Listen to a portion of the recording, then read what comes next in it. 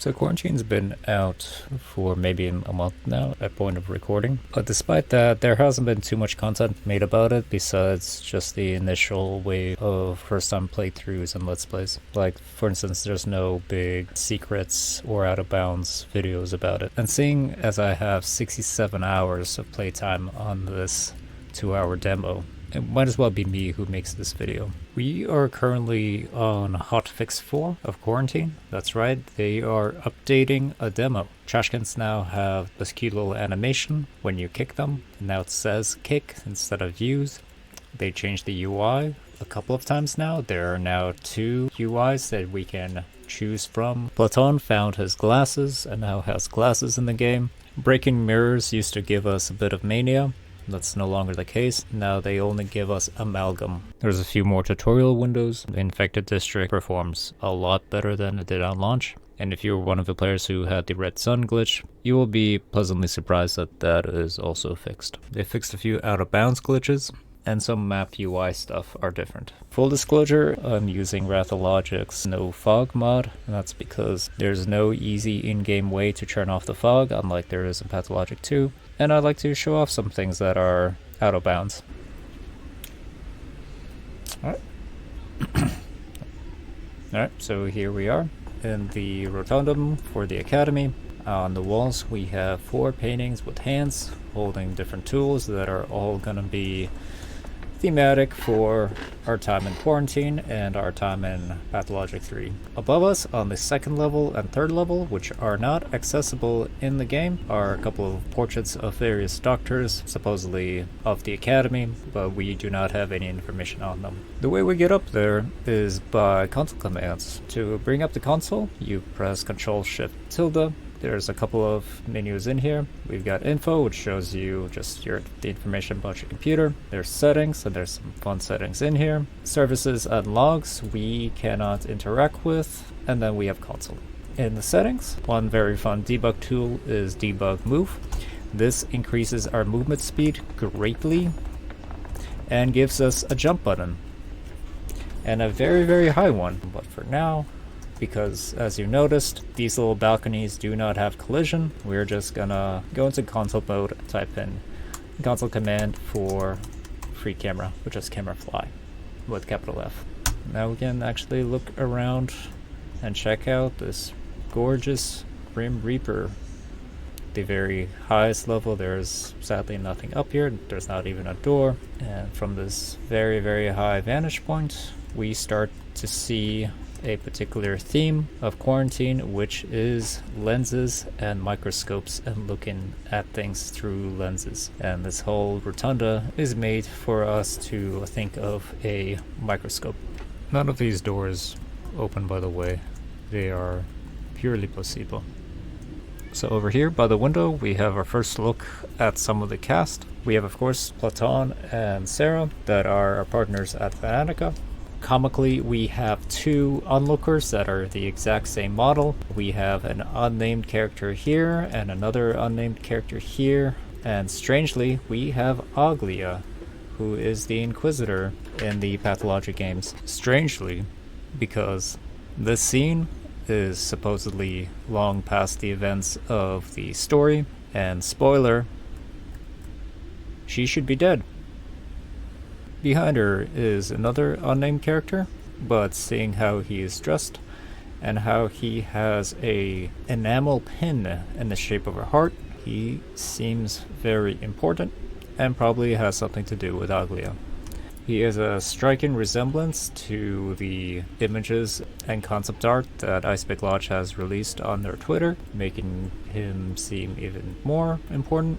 And as another spoiler, I am told by community members who have spoiled themselves by reading the Datamine quest logs that this man is named Karminski and plays a pivotal role in Daniel's story. Turning on player interact in the debug menu lets us see the names of NPCs and interactables in the game files, and in fact this man is Karminski in the files as well. Out of the window we see the town, and if we look closely we see a little boy in the left corner. Let's check him out. Oh, and by the way, this is what the town looks like. That's all there is to this map. They bother to give buildings here and here just to give the windows something to reflect off and to give us some more shadows. This building back here is on a slight angle just to give us some illusion that it wraps around. Where was I? Oh yes, the child. The child is over here. Strangely enough, unlike these NPCs here, this child seems to be baked into this map specifically. There is a scene in debug mode where we can choose specific scenes to load, in which case it just loads a level without any NPCs, and even on that version of this map, this child is here. And he's here looking at what appears to be the cast listings for different plays that are playing at the Electro Theater. Clearly there's some shenanigans going around with plays and video games and theater, and in the case of Pathologic 3, with movies. There's a lot of motifs for movies and cinema and photography, what with the film reel effect that we get when we're depressed or manic, as well as the lenses of a camera, so on and so forth.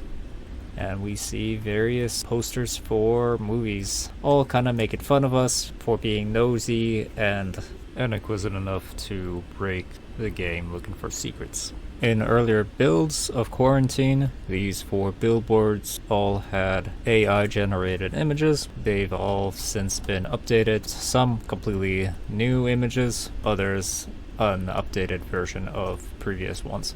Now, I don't particularly care about your opinion on AI generated art. I myself, despite my best efforts, am an artist. I paint, I draw, I illustrate, I work in the industry, and the idea of a company taking my or someone else's product without explicit permission and treating it as training data for their product, which they then sell as a service, that is all a bit yucky to me. But that's a simple problem, and there are companies and art groups that do solve for this. And I've seen so many god-awful, philosophically bankrupt arguments on the internet about it. And I don't have a YouTube following of any kind to go in and argue in my comments section, but if I see any of them, I will go after them. But here we're not talking about AI art for art's sake, we're talking about AI art as placeholder. And we've seen what happens when game devs leave the placeholders as they are and just forget to get back to them, or think, hey, these look fine enough, why bother updating these? And they just don't look that great or intentional. For people like me who go out of their way to look for secrets, we are looking for intention. So I'm glad that they went back and got artists to make actual assets, because people like me exist, and we're gonna look at things, and we're gonna find them. Alright, where were we? Oh yeah, this Thanatica level is not just the rotunda, there's also these hallways underneath, and I'm gonna talk about these when we're actually in them, because we do come back to this level and we walk through these hallways. But I just noticed that in the specific version of this map, this staircase is not blocked, which is kind of funny. Yeah. I think that's it for this area. Let's move on. Sadly, in Quarantine, most of the dialogue choices don't really matter, so it's just a matter of like spamming the buttons to get him through. This man's neck is clipping through his collar. His doppelganger too. Funny thing about this section is if we pause here, the audio continues, but the animation is halted because of the pause. And if we unpause, the camera continues to shake and the animation continues, but without any audio. It's a funny little interaction. Veteran players might recognize the wheel that comes down the street to be the same wheel that we see in the cathedral in Pathologic 2. It even has the 2 missing spokes. And there are a number of assets from Pathologic 2 that get reused in Quarantine. So we are on day 8. In this section we are meant to walk around and light bonfires with our matches. There isn't too many secrets out here, but I might as well show you what it looks like from high up. And it's just small rocks going towards the train. And the train tracks do eventually end And there is a little kill wall where the Shabnak comes and prematurely grabs you and makes you restart the area if you walk over far enough into the distance. I'm just gonna fast forward through this area.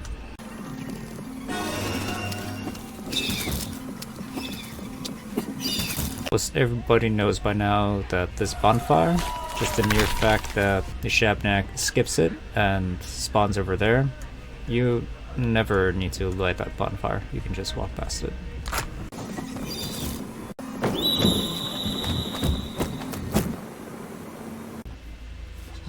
Here we are at Thanatica. It's funny that this big operation for finding a cure to death is literally just this one room, 2 rooms rather, but that's oftentimes how it is. And there's a couple of little knickknacks that people don't realize on the first playthrough, and like one is Isidore's note is right here, and we can pick it up and we can read it. It gives us a little bit more of the lore, and if you, for whatever reason, you can't read this cursive writing, even though it's fairly legible, they added a little read button that we can read it in regular font. I believe this feature is solely for me because I have trouble reading Russian, let alone cursive Russian. Seriously, look at these 2 different M's. One of them is an M, the others are T's. And it's not like T's look like M's in regular Cyrillic. They don't, but in cursive they do. Now decipher this word.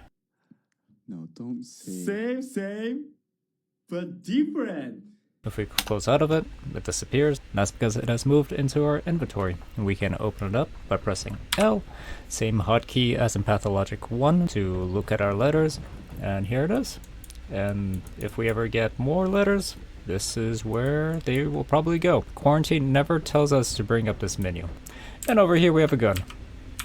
We can get the gun a second earlier than we'd get normally. Normally Sarah over there gives us a gun in our dialogue here, but if we get a gun here, then she doesn't, and the dialogue is a little bit different.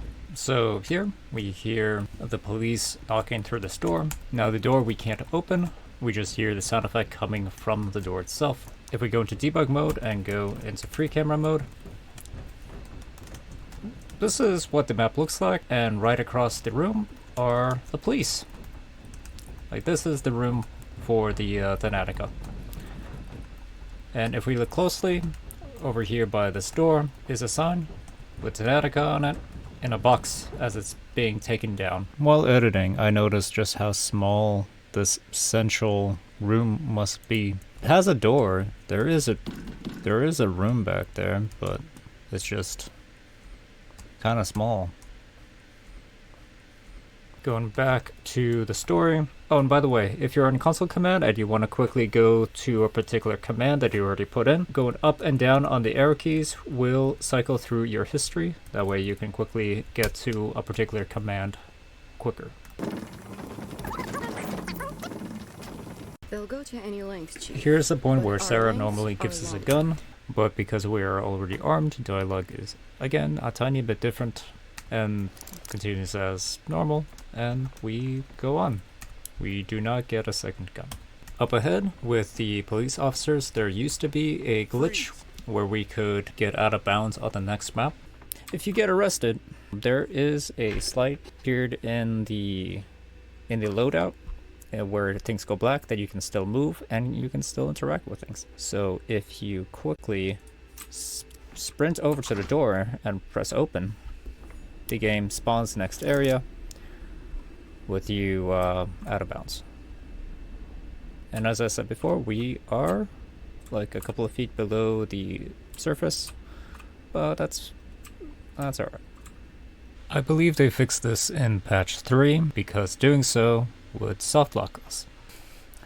Above their heads are 3 paintings that go along with the series that we see in the Rotunda. We've got 2 more doctors, and we have 1 more hand holding a tool that will be part of Daniel's repertoire in Quarantine and in Pathologic 3. One more thing before we go on, just because a lot of players haven't tried. If you misclick or try shooting them, He's out of ammo. they'll say you're out of ammo, and Daniel gets beaten up. And there's actually a number of different recordings of the officers saying, Freeze. you're out of ammo. He's out of ammo. They had the guy record a few times. and they used all of them.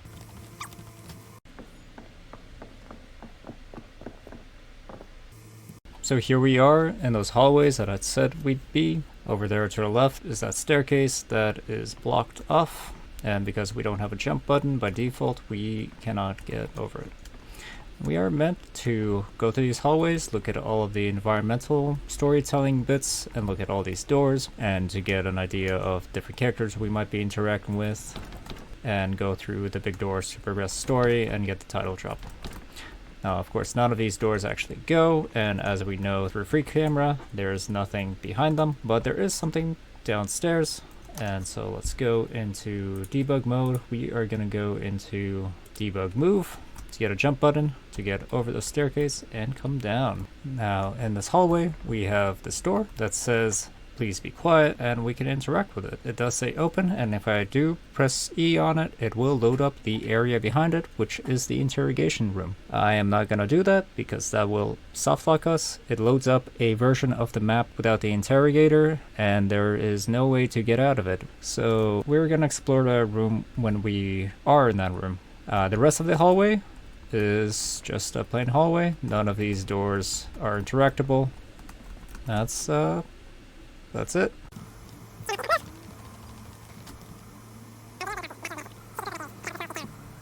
And to everyone's amusement, the voice actor for Daniel mispronounces the word step. I traveled to a small, steep town. Which is pretty in character, I think. So here we are in the interrogation room. As everyone knows, we have limited movement. We can only look around this much. But that's okay, because we have cheats. And we are free. This room is pretty tiny. It's just this little rectangle. Here we can zoom in on Mr. Dave Pathologic himself, the man, the myth, the legend. He's got a nice little brooch here with an eyeball on it because he's an investigator. He's an eye-vestigator. And his button on his crotch is really funny. Over here is his eyeballs and his mouth. Very important. Behind where Daniel is sitting is a camera, and on the camera is a photograph of a booger-eating lady. I don't believe we know anything about who this booger picker is, but she's here. Because desk is a reused asset, if we go inside the table, we will notice that the drawers are modeled. Mr. Dave Pathologic, what are you writing? It is far too blurry to read. Anyway, moving on. Reverence for hierarchy.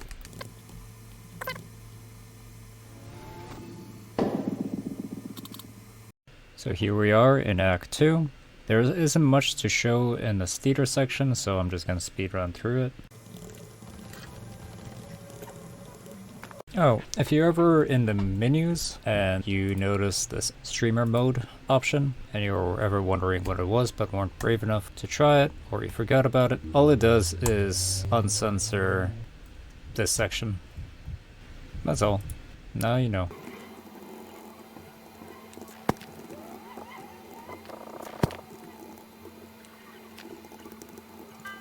If you haven't noticed, the little origami bowl that people like to screen cap is right here on this desk here.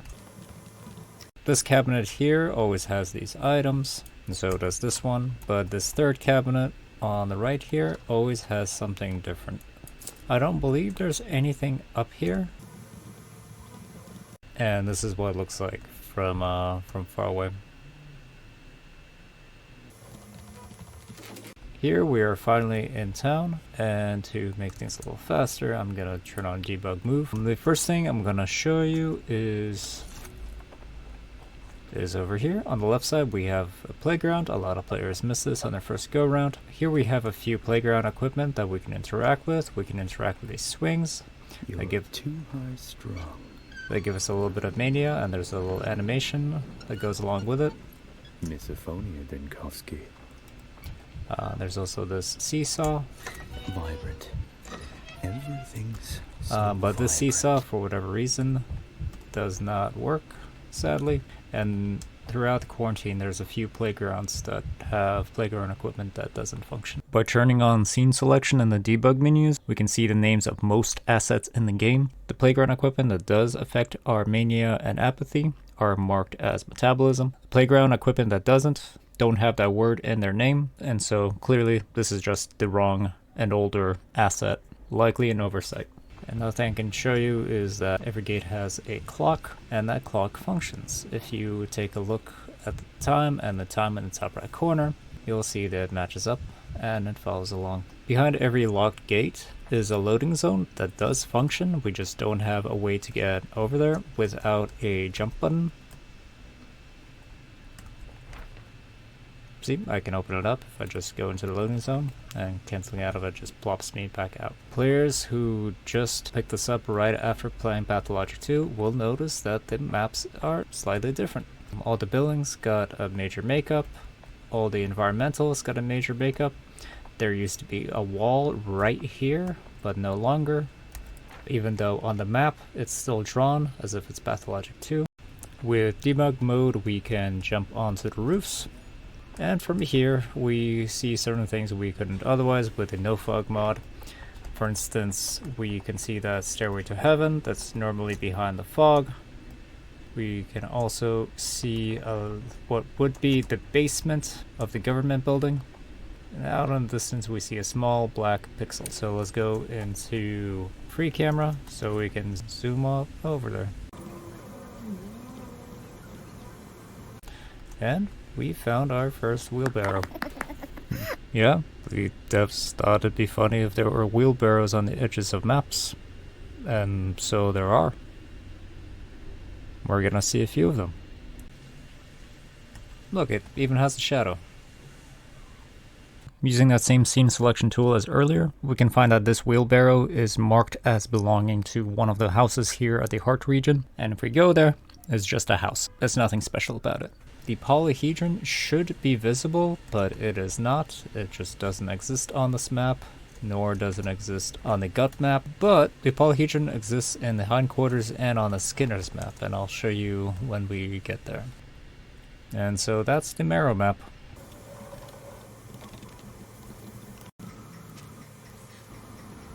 So here we are in the Hindquarters. Now Hindquarters has a bunch of secrets in it. This is the first map that everyone was able to get out of bounds on, but the first secret I'm going to show you is not a secret at all. It's how to get the second Clara to spawn. Now most people already know, but just in case you don't, there is a second Clara, and she appears right over here in the spot here, but she doesn't spawn until after you talk to both the actual Clara and one of these beakheads. It wasn't me.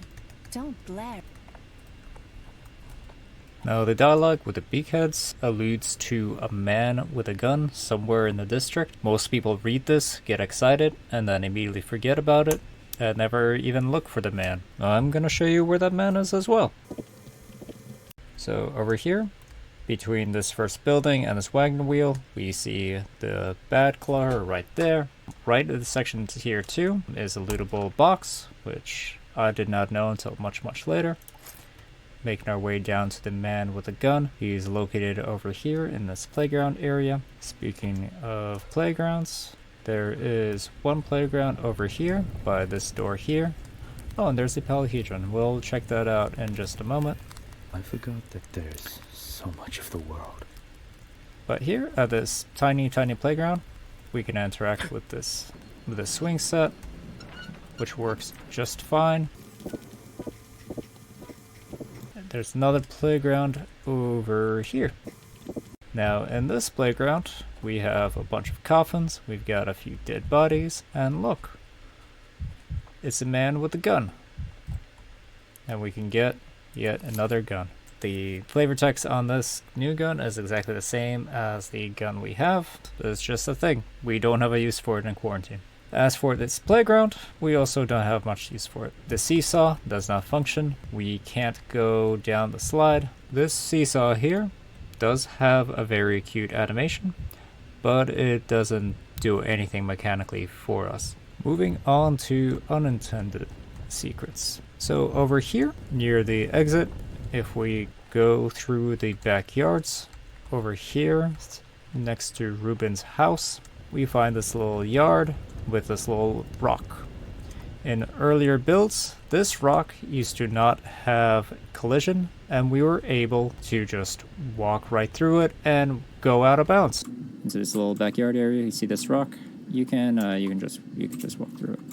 No glitch, no fancy trick. You just held down W and you were on the other side. As of patch 4, Ice Pick Lodge fixed it, and I'm kind of sad because it wasn't game breaking, and it was just kind of like a small little secret. You had to go out of your way to know that you could walk through that rock, and I kind of miss it. That was a lot of players' first out of bounds thing, and I'm scared to show off this other rock because Ice Pick Lodge is gonna fix it as well. So here we are, out of bounds. First thing you'll notice about the Termitary is that it has these little pathways. I have a faint memory of finding these in Pathologic 2. Like, I have a memory of finding it and being really excited about it, and then getting disappointed that there's nothing actually up there. But while recording for footage, I could not find these. Am I just making stuff up? These walkways do have collision, by the way. You could totally just walk up on them. Alright, so this is the Hindquarters map. We see a bit of the warehouse district and that factory. Artemis' house is a big giant square in the ground for his basement. We see a little bit of the graveyard and the crude sprawl over there. Out here on the polyhedron does get updated in Pathologic 3, but for whatever reason, on this map and on the next map, because the polyhedron is so far away, they decided to use the Pathologic 2 version as a long-distance, low-res model, even though it's not that low-res. And as we get closer, I don't know if you noticed this little pixel, there is wheelbarrow number 2. Somebody mentioned this to me a while back, but I misunderstood them and I thought it sounded like there was an alternate entrance into the building. But what they really meant was that you just walk through the door. But at Angel's house, yeah, the door itself has collision, but the little parts around the door don't. And, I did not know about this. Very, very weird. Coming up to the Broken Heart, the door does not move. There is no clip shenanigans that we can do here. It's just not in quarantine. One thing they've added in patch 4 was this fence here that goes around the perimeter for the factory district. We can see a little bit of it on the map. The holes in the abattoir have no textures and we can see right through them, by the way. It's very, very odd. Like I mentioned before, Artemis' house is a big giant square in the ground. This factory here has no collision. And the bridge that connects the factory to the warehouse district is just not here. On the other side, in the warehouse district, we have a couple buildings loaded in. We have Griff's house. We have this wheel that's just floating in the air. It's one of the greeble details on one of the buildings. And we have Ruben's house. Now, Ruben's house, his door, doesn't work. But Griff's house, on the other hand, does work. The problem, however, is that the file for Griff's house is not in quarantine, so the loading screen stalls and we get soft lock, but it still tries to load it. And if we turn on music,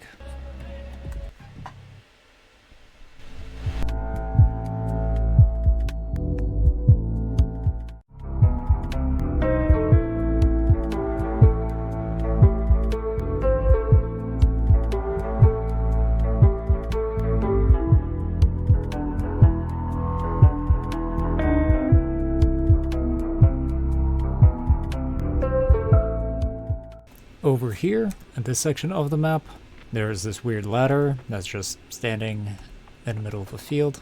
Over here, near the north side, we look to the right. There are two little tiny figures poking out from the corner, and it's a infected mummy with a little tiny infected mummy.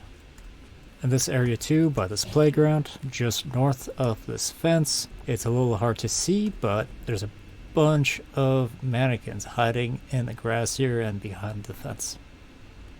They are very creepy. Alright, I think that's most of everything to show off on this map. There might be more, but I don't know them. I think we can move on.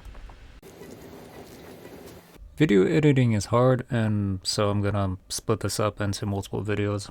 I'm hoping to finish the playthrough in the second video, and maybe in the third video I'll go in depth into the debug settings and options.